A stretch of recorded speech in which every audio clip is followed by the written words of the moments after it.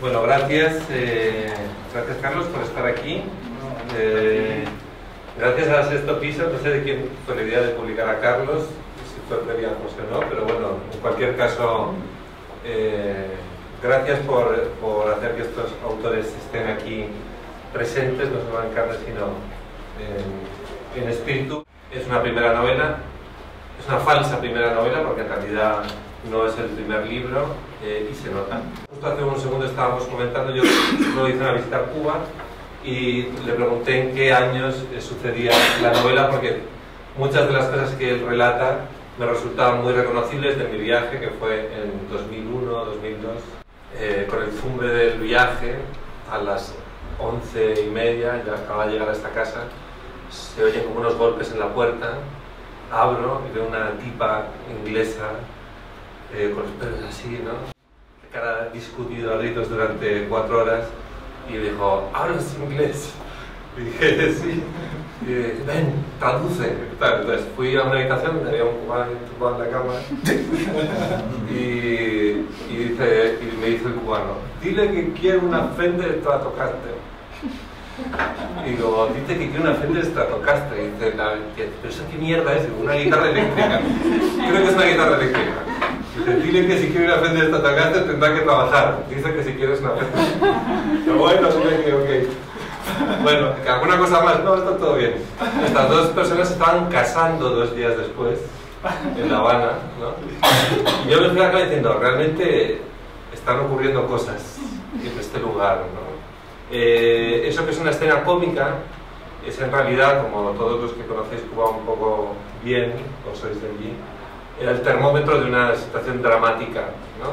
De una situación donde hay una pleitesía alturista, hay un discurso de la revolución que ha quedado vacío, que ha quedado obsoleto, en el que la gente no cree, hay un rencor, digamos, que electriza el aire, hay pobreza, pero también hay dignidad, hay lucha, y en ese contexto, digamos, social es en el que se enmarca la novela de Carlos. La novela está estructurada alrededor de monólogos de 4 personajes que se componen una familia, el padre, la madre, el hijo y la hija, cada uno, digamos, con un dilema particular, en un momento en el que se pone de manifiesto algo que tienen todas las familias, que son secretos, digamos, ¿no? La familia es sin duda el lugar donde somos nombrados por primera vez, donde se nos otorga un destino por primera vez, donde alguien nos dice, eres simpático, o eres odioso, o eres muy sociable, o eres muy estudioso, y nosotros asumimos la información que nos da nuestra familia y la convertimos en destino. Por un lado es el lugar donde somos conocidos, donde no tenemos que dar explicaciones, pero también es el lugar donde precisamente por esa razón muchas veces tenemos que esconder cosas, algunas bochornosas, algunas verdaderamente indignas, y algunas que ponen en compromiso precisamente lo que nuestra familia cree que somos. Eso es el corazón de este libro. En unas circunstancias, digamos, de decadencia social, en un país que está en un momento de decadencia discursiva, narrativa, política, hay también un momento de tensión y de crisis de decadencia en una familia alrededor de la enfermedad de la madre. No voy a contar nada más. Esa especie de juego de fuerzas entre si revelar o no revelar el secreto, y qué ocurrirá si se revela el secreto, o cómo nos defendemos atacando para que alguien no descubra nuestro secreto, es lo que sucede en este libro. Esta Cuba ya del último Fidel me recordaba a una de las grandes novelas cubanas, para mi gusto, sin duda, para mi gusto, la mejor novela de dictador que se ha escrito en toda Latinoamérica, que es el recurso del método de Alejo Carpentier. Yo no sé si Carlos está de acuerdo con eso, pero me parece que la sombra de Alejo Carpentier es alargada y se nota, para mí se nota en este libro, en la forma en la que expone la decadencia, digamos, ¿no? La forma, si recordáis el recurso del método de Carpentier, en vez de elegir exponer a un dictador en el esplendor de su conciencia sanguinaria o de su poder, lo describe decadente en París, rodeado de hippies que medio le toman el pelo a un tío que ha sido un matarife total, ¿no? una especie como de dignidad, de decadencia y de amenaza, digamos, de León viejo, pero al mismo tiempo presente. Creo que está en este libro, ahora lo discutiremos, no sé si estás de acuerdo con eso o no. ¿Por qué elegiste la Cuba de esos años para enmarcar tu novela? Yo creo que el punto de origen de la crónica y de este trabajo de ficción es más o menos común, pero rápidamente empiezan a separarse, porque como estás diciendo, la crónica se encarga más bien del entorno. Y yo siento que, por ejemplo, en el caso de La Tribu, que sé que no has leído, pero te pongo un poco en contexto, son 16 crónicas de muy distintos ambientes y personajes que intentan en su conjunto crear un fresco de la Cuba contemporánea, digamos, la Cuba post-Fidel, como decía. Es un libro que ese género hace, creo yo, un libro horizontal, digamos, un libro que se despliega, un libro que avanza de este modo, que avanza hacia adelante, aunque no haya mucho horizonte en perspectiva. Y de ese mismo punto de origen vienen Los Caídos, pero Los Caídos, como corresponde a una caída, creo yo, es un libro vertical, es un libro que va hacia abajo, es un libro que explora de alguna manera alguna capa subterránea de la realidad de la que esas mismas crónicas no se encargan, ¿no? Ahí hay una diferencia importante. Este libro no tiene estrictamente que ver con el entorno, sino, creo yo, con lo que el entorno esconde. De ahí el marco en el que está desarrollado, es un marco íntimo, un marco familiar, es un hogar y es lo que sucede allá adentro, ¿no? Si bien yo siento, digamos, que hay como más reflectores sobre estas crónicas o más referentes directos sobre qué estas crónicas tratan, el libro más bien se desarrolla en una zona oscura. Yo decía, de hecho, anteriormente que a estos personajes yo ni siquiera puedo vislumbrarles del todo el rostro, algo que naturalmente no sucede con las crónicas porque tengo bien grabado cuál es el rostro de cada uno de mis personajes en La Tribu, porque además de todos son reales, aunque estos en algún sentido también lo son, pero estos son más bien siluetas para mí, son más bien siluetas, y si bien parten de algunos prototipos que son reales, a mí me parece interesante y desafiante en el ejercicio de la ficción, como yo sentí que a medida que iba avanzando en la escritura, estos personajes se iban separando, iban abriendo una brecha cada vez más del punto de origen de ellos, ¿no? Y paradójicamente la definición, la corporeidad de esos personajes los aleja del rostro del que parten, es la desfiguración de los personajes. Mientras más cuerpo cobran para mí, menos sé exactamente cómo son, cuál es su físico, pero adquieren más potencia de algún modo. Entonces en esa zona como de luz de gas, en esa zona medio penumbrosa, es donde yo siento que se desarrolla la novela, ¿no? En un plano íntimo. No me interesa tanto, me interesa lo que el entorno hace sobre estos personajes, pero una vez hecho este ejercicio, me interesa luego sacar lo más posible todas esas circunstancias, sacar la causa y mostrar más bien la consecuencia. Como decías un poco y adelantaba, la consecuencia es la enfermedad en sentido literal y también en sentido espiritual. La consecuencia es el desgaste, la descomposición, el recelo, la mentira un poco, y eso es lo que más bien me interesa a mí retratar en Los Caídos, y con un claro pulso hacia lo psicológico, hacia definir la psique de estas personas, diferenciarlo también en qué se parecen, algo que en La Tribu no ensayo ni me interesa tampoco. Ahí hay una diferencia importante. El párrafo inicial dice: llama a mi madre por teléfono para ver si se ha caído y dice que no. Nos quedamos en silencio por un momento. Sé cómo es todo a esta hora. La preocupación porque aún debe tapar la cazuela de los frijoles, la molestia porque la basura está a tope y nadie se toma el trabajo de botarla, la tristeza porque la madera vieja de las ventanas del cuarto se va a seguir pudriendo durante toda la vida. La familia es el terreno de lo consabido, ¿no? De lo que uno sabe dónde está el otro, uno sabe cómo va vestido, cómo huele, cómo tiene el pelo, qué está mirando, ¿no? Y eso hace como que es verdad que la familia tenga también un carácter un poco difuso, ¿no? ¿Hasta qué punto el hecho de que suceda en esa Cuba modifica, digamos, la relación entre esta familia? ¿Qué tiene esa Cuba que hace que esta historia nazca de manera natural en ese contexto? Ahí yo me enfrento a un conflicto que es el siguiente. Yo no intento esconder demasiado de dónde viene la novela, a qué se debe, cuál es su material, porque además son también zonas de seguridad que te anclan en el relato y que te ayudan a avanzar. A mí no me interesa, aunque eso yo sé que luego quedará en manos de cada lector, a mí no me interesa circunscribir esta historia a algo que sea reconocible como estrictamente cubano. A mí me interesa ver cómo una situación particular deja determinado drama en determinados personajes y esta situación pueda ser reconocible donde fuere. Al menos la escritura parte con esta conciencia.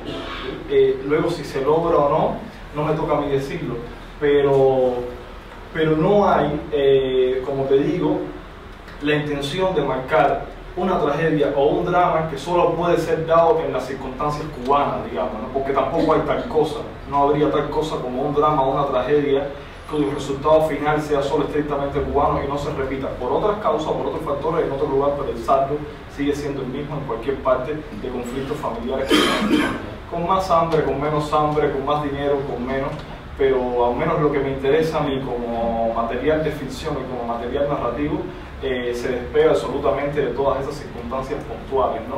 Es como tomas un hecho y luego logras desprenderlo del lugar que da cabida a ese hecho y ese hecho adquiere digamos que una autonomía, una vitalidad por sí mismo.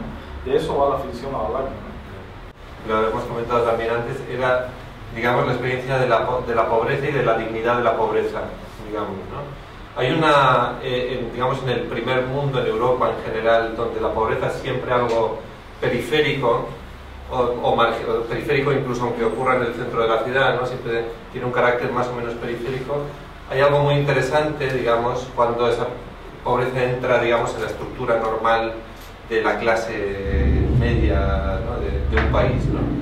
Me recordaban curiosamente a muchas de las cosas que me decía mi abuela de la España de la posguerra, y hay una forma, digamos, donde la pobreza tiene como dos variaciones, ¿no? La que decía Buñuel, ¿no? ¿Os acordáis? Buñuel decía, ¿por qué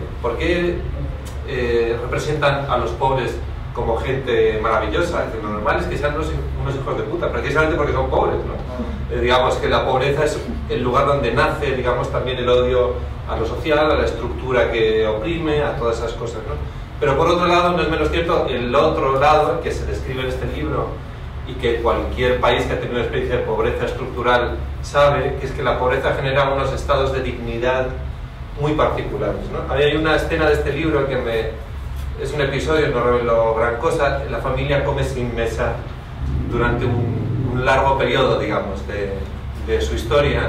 Si os fijáis, digamos, hasta el pobre más pobre del universo puede tener una mesa, ¿no? Una mesa no es condición de...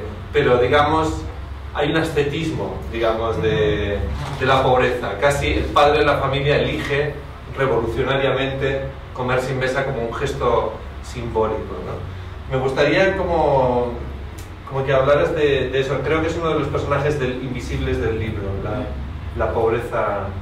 o cómo vive la pobreza de esta familia, ¿no? Yo creo que lo que me interesa es qué saldo deja en esa situación, y la situación fáctica, la situación concreta es la pobreza, es la miseria y el ejercicio de la supervivencia, ¿no? Y qué conflictos y qué dramas puede generar eso. En el caso que comentas, naturalmente la familia podría tener una mesa para comer, pero esto tiene que ver con que hay una intención de forzar el gesto, ¿no? el sacrificio como ideología, y entender que hay un cierto mérito en el ascetismo per se o en la pobreza per se, y es lo que traería en ciertas zonas, digamos, la dignidad, cierta altivez, ¿no? Llevar la pobreza con un poco de jerarquía, pero eso también entra, y es algo que me interesa, entra en lo ridículo, porque ¿por qué habría que comer sin mesa? Claro. Y este personaje, el personaje del padre, fuera de ese contexto pudiera parecer incluso tener zonas inverosímiles, ¿no? Y lo que me interesaba de ese estereotipo, del estereotipo del comunista anclado en un pasado que no llega, completamente fiel a una ideología, negado a lo que la realidad demuestra, es que hay una zona de riesgo porque puede caer fácilmente en el estereotipo y en el cliché, en las artes cubanas, sobre todo en el cine, pero también en la literatura, está ampliamente representado este personaje desde lo bufonesco. A mí eso no me interesaba en lo absoluto.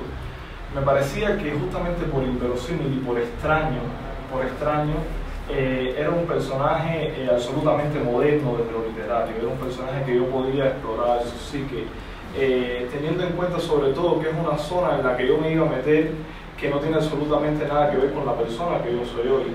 Entonces, normalmente lo que yo hago como ciudadano enfadado, molesto y que reacciona de modo visceral a casi todas las cosas es lanzar un juicio de valor sobre personajes de este tipo, es condenarlos, es saber que son culpables de un estado de cosas de que yo rechazo, pero lo que te permite la ficción en este caso es entrar en un terreno en el que normalmente no entrarías, ¿no? Y es mucho más provechoso, y me interesaba entonces entrar en la cabeza de este comunista y pensar por qué piensa como piensa. Tampoco estoy entrando en una zona que es demasiado lejana a mí, por una parte porque vengo de una familia que es estrictamente comunista, por otra parte porque durante mi niñez, mi adolescencia y mi primera juventud, la doctrina tenía un peso emocional fuerte en mí también, y puedo entender más o menos esos mecanismos. Quien que vive en Cuba o que haya vivido en Cuba, piense como piense, no entiende estos mecanismos si son el pan diario, ¿no? Pero sí me interesaba dotar a un personaje de este tipo de toda la complejidad, y por ahí pasan momentos como este, ¿no?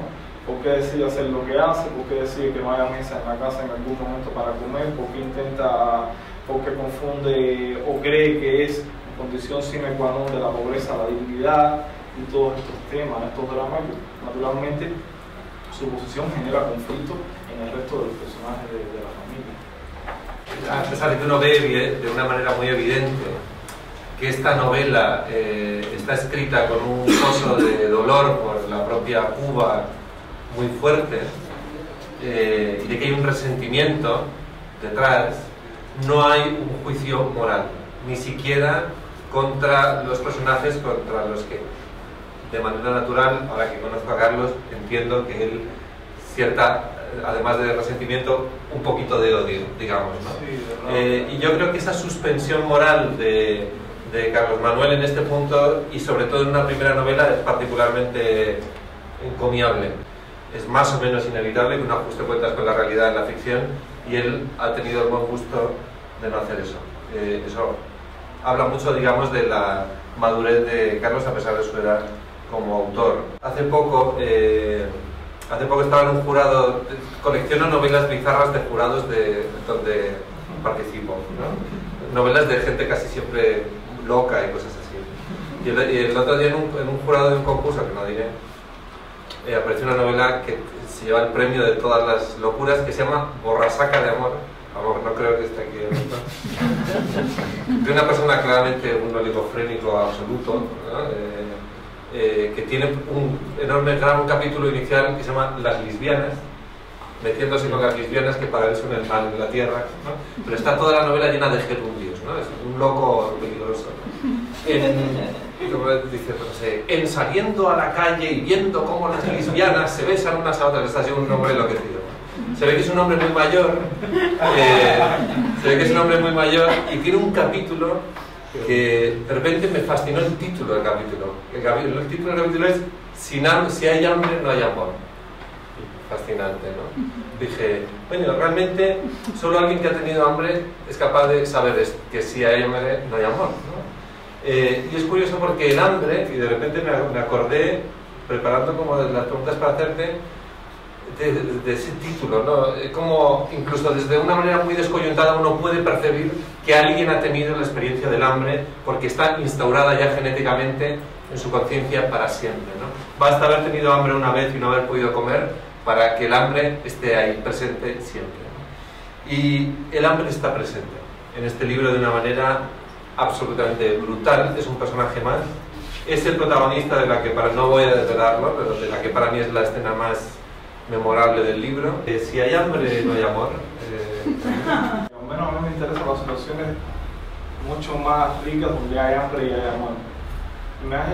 He recordado, hay una escena en el Palacio de la Blanquísima Mofeta, la novela de Reinaldo Arenas, sí, donde hay un momento, la comida en la mesa es poca, muy poca, digamos que están sentadas, no recuerdo, 4 o 5 personas, y todo el mundo tiene un hambre voraz, y la comida sobra porque nadie quiere comer más que nadie, todo el mundo le da vergüenza comer un poco más. Entonces van cogiendo tan poco que naturalmente la comida no alcanzaría ni para uno y la comida está sobrando cuando son 5 justo por eso. Esa contradicción, eso es una escena reveladora para mí, de esos momentos que tú sabes que son epifánicos, un parteaguas como lector, ¿no? Entendí que ahí había un nicho que, si bien estaba contado en 2 párrafos, probablemente no tenía fondo. Y quizás inconscientemente me hago cargo de eso en la novela.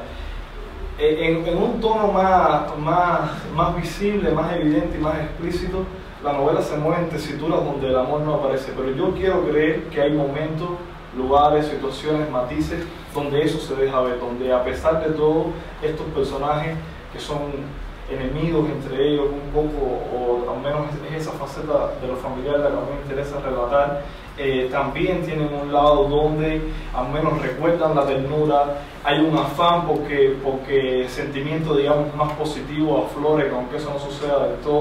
Entonces yo siento que el amor al menos está latente como una posibilidad, está latente al menos aunque no se exprese de manera práctica, sí en la voluntad y en la intención de ellos. Y esa es una situación que a mí me interesa mucho más que la situación directa y naturalmente verosímil, igual de que cuando hay hambre no hay amor, ¿no? Pero creo que no es estrictamente así, o sea, no es una acción. La novela tiene una dimensión política, ¿no? Ese gesto, cuando el discurso, digamos, revolucionario clásico, el revolucionario político, digamos, ha perdido su credibilidad porque ha quedado hueco, porque ha quedado sin contenido, lo que toma el relevo como discurso verídico es precisamente el reconocimiento de la dignidad que tienen las personas que han decidido no dar el paso hacia la pleitesía del dinero que hacen los cubanos en la novela de Carlos. No voy a decir más porque realmente no me quiero cargar esa escena que es realmente memorable. El mundo del hotel en el que trabaja el padre de la novela y también la hija posteriormente, precisamente por ese motivo hay una especie como de sombra de nepotismo o de acusación de nepotismo permanente en el libro. Y me interesa mucho, digamos, que hayas escogido precisamente el mundo del hotel para relatar la Cuba de esos años. Me gustaría que hablaras un poco de eso porque es fascinante.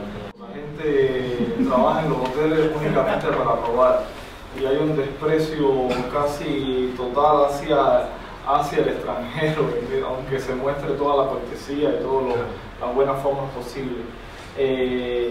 A mí me interesa justamente por eso, y porque hay algo, y yo voy a partir de tu tesis y voy a intentar traducirla, que es que yo creo que el digno en Cuba es el más indigno, porque ¿qué habría más digno que robar lo que puedes robar para poner un plato de comida en tu mesa? Entonces, como yo lo entiendo, desde mi experiencia personal y en este sentido también como escritor, las reservas de dignidad en la novela están destinadas a los personajes que roban, a los personajes que hacen que los demás sigan manteniendo de algún modo el sueño inmaculado de su dignidad que no es tal, ¿no? En ese sentido, si te fijas, la jerarquía, la entereza y la altivez también pertenece a los personajes femeninos, que son los personajes que primero la madre y luego la hermana se han dedicado justamente a que los demás sobrevivan.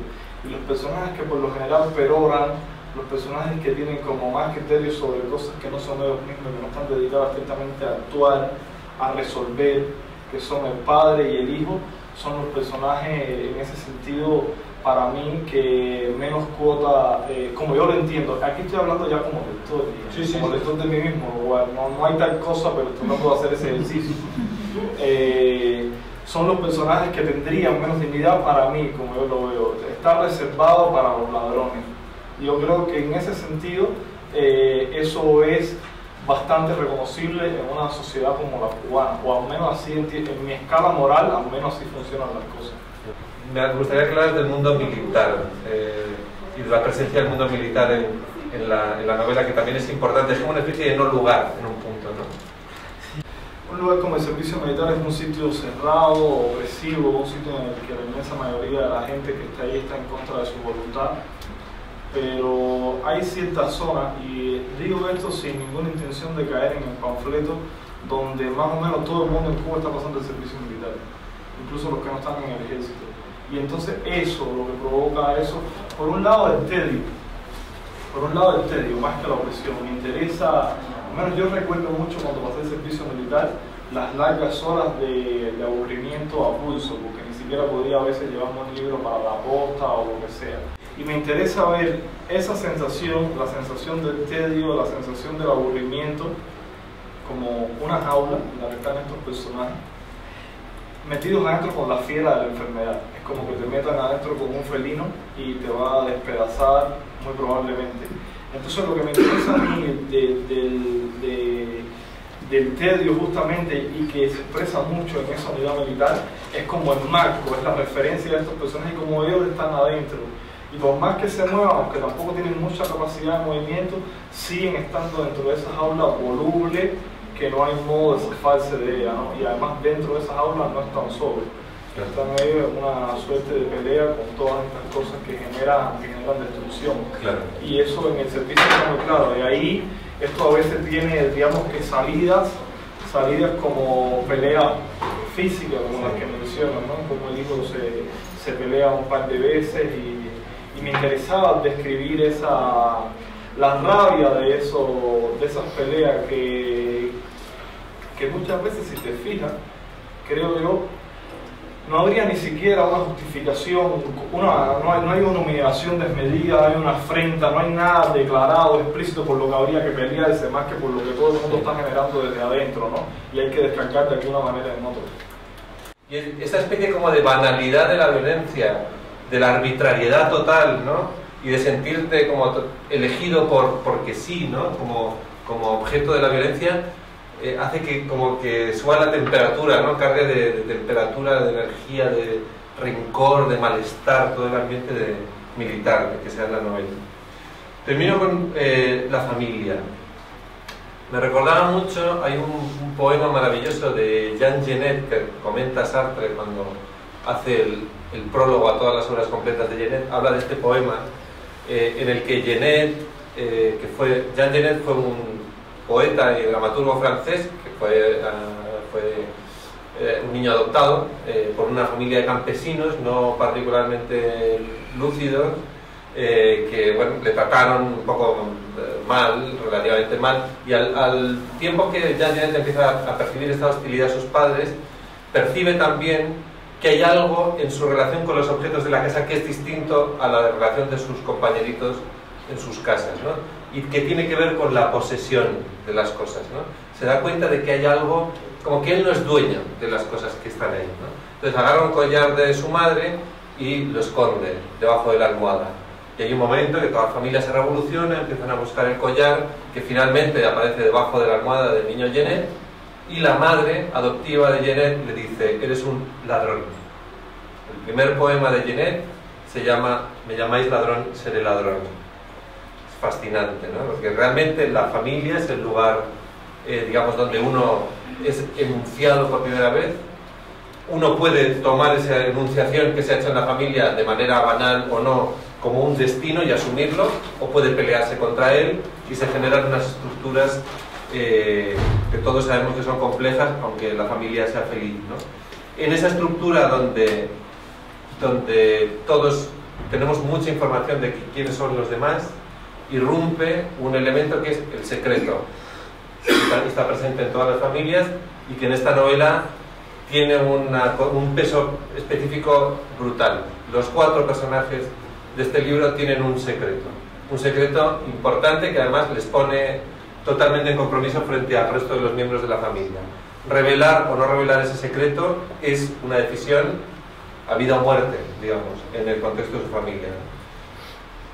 Cuando uno está a punto de revelar el secreto, siempre tiene la duda de si va a quedar desacreditado para siempre, ¿no? Por eso quizá la pregunta, sin revelar nada del libro, sea: ¿el secreto anula o confirma, digamos, ¿no? ¿Anula lo que somos o lo confirma como estado de excepción? En esta estructura que has creado, donde hay 4 secretos importantes, uno por cada miembro de la familia. No sé si los personajes sepan a la larga que están en posesión de un secreto, porque todos tienen el miedo y todos están, digamos que atravesados por la duda de que su secreto probablemente no es tal cosa, porque el otro ya lo sabe aunque no lo haya dicho. Más que secreto, lo que hay es como silencio, ¿no? Silencio y la ambición de cada cual de cuánto conocen del otro. Y todos están jugando con la información que poseen o no poseen y fingen poseer, generando en el otro también un estado de debilidad, porque yo también estoy débil por cuánto conoce el otro de mí. Entonces, cada cual juega sus cartas, ¿no? Y el secreto más bien probablemente no haya ni tal cosa al final, entonces está así en una zona ambigua. Fue malo para todos y fue terrible para los maestros, aunque a los maestros con experiencia que marcaban alguna pauta nos fue un poco mejor. Apenas un centímetro mejor, pero en los años duros un centímetro representaba una inmensidad. Quienes lo vivimos lo sabemos. A Migdalia y a mí algunos padres nos regalaban lo que podían. Se acercaban como se acercan la gente que nada en la escasez y no va a aceptar un no como respuesta y nos decían: mire, queremos dejarle esto, maestra, queremos agradecerle lo que hace por nuestro hijo. Los profesores desertaron en masa y se fueron al turismo. Apenas nosotros y unos pocos más nos quedamos. Los padres, que a pesar de todo seguían queriendo que sus hijos fuesen educados, supieron apreciar nuestra capacidad de resistencia. A veces nos íbamos con medio litro de aceite, a veces con algún paquete de croqueta o un trozo de chorizo, a veces con un pozuelo de huevos o con algunas libras de azúcar o de arroz. Incluso si nos poníamos muy dichosas, con 1 o 2 libras de tomate o pepino, con el milagro de algún aguacate maduro. No sé de dónde la gente sacaba comida, nadie lo sabe en realidad. Ahora que lo pensamos, solo recordamos un círculo de hambre, un estado de sitio en el que no había nada, un hueco en los platos, un hueco en las tiendas, un hueco en el congelador de los refrigeradores, un hueco en los surcos y las fábricas y un hueco, el hueco mayor de todos, en nuestros corazones y estómagos. Pero está claro que ese hueco no pudo ser al final tan grande ni tan absoluto como lo recordamos, porque si nos guiamos por nuestra memoria no deberíamos haber sobrevivido. El desenlace inevitable para la penuria que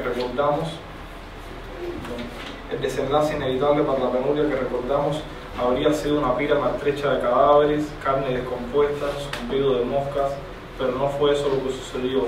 Estamos como estamos, sí, rengueando, sí, mutilados, sí, destrozados, sí, pero vivos. No importa lo que nuestra memoria indique, hubo comida, energía insuflada desde algún sitio, creo que desde adentro, desde la propia miseria. Las células poseen vesículas que en situaciones límites degradan parte de los propios componentes celulares con el fin de mantener el equilibrio interior.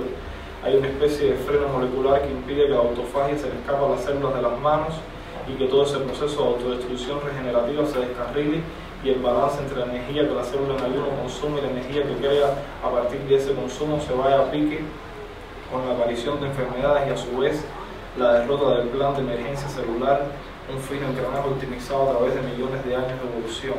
Algo así ocurrió. Nosotras, Migdalia y yo y varios más, arañábamos lo que podíamos. En ocasiones, de camino a casa, nos preguntábamos qué hacía que la gente siguiera obsequiando cuando no tenían nada que obsequiar. Se puso de moda un tema bailable. La protagonista era una gallina vieja que al principio nadie quería comerse, pero que luego todos se disputaban. Que le den candela, se llamaba la canción, y me temo que no dejábamos de bailarla porque, a pesar de todas las familias que criaron pollos en jaulas al calor de un foco incandescente, la canción se había convertido ya en el único lugar en el que podíamos no solo encontrar una gallina, sino incluso comérnosla. Primero despreciada y luego codiciada por todos, la gallina terminaba convertida en sopa. Cierta tarde, contra todo pronóstico, en medio de alucinaciones con gallinas imaginarias, una madre me entregó, envuelto en una bolsa de nylon, unos bistecs de pechuga de pollo. Su hijo era de los menos aventajados del aula. Yo solía tratarlo con particular desdén, pero aún así, cuando su madre me entregó los bistecs, pareció sonreír. Creía que me odiaba, tal como los niños brutos odian a sus maestras, pero aquel alumno no me odiaba, al menos no en ese momento, sino que se mostraba contento. Gracias a él y a su gente en casa de su maestra esa noche iban a poder comer. Eran las 4:20 de la tarde, las puertas del colegio ya cerraban y la madre del alumno puso la bolsa en mis manos con premura. Todo el tiempo se robaba, todo el tiempo se repartía lo robado, una rutina que se ha mantenido hasta hoy, aunque seguramente aquellos bistecs específicos, limpiados de un pollo que con 1000 trabajos y durante meses la madre del alumno estuvo engordando en el patio de la casa, habían sido separados expresamente para mí. Estas hipótesis florecieron después. Aquella tarde, la madre del alumno no hizo más que entregarme la bolsa de nylon, yo no hice más que tomarla, agradecerle por convención, y lo único que despertó en mí cierto interés fue la humedad, el estado de descongelación en que ya se encontraban los bistecs. Ni siquiera esperé a mi Italia. Necesitaba cocinarlos antes de que alguna desgracia ocurriera. Vivíamos sumidos en apagones y no tenía dónde guardar el paquete. María jugaba en la sala con algunos trastos, telas, plásticos, brazos y cabezas de muñecas desgreñadas.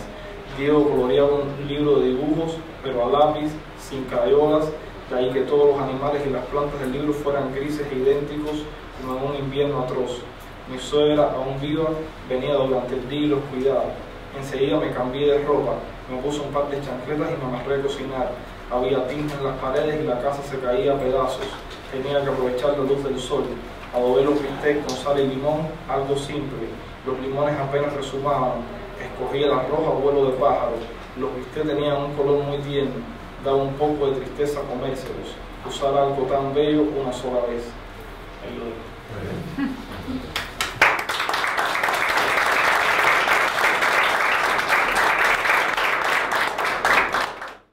Tum pam pam tum pam tum patum.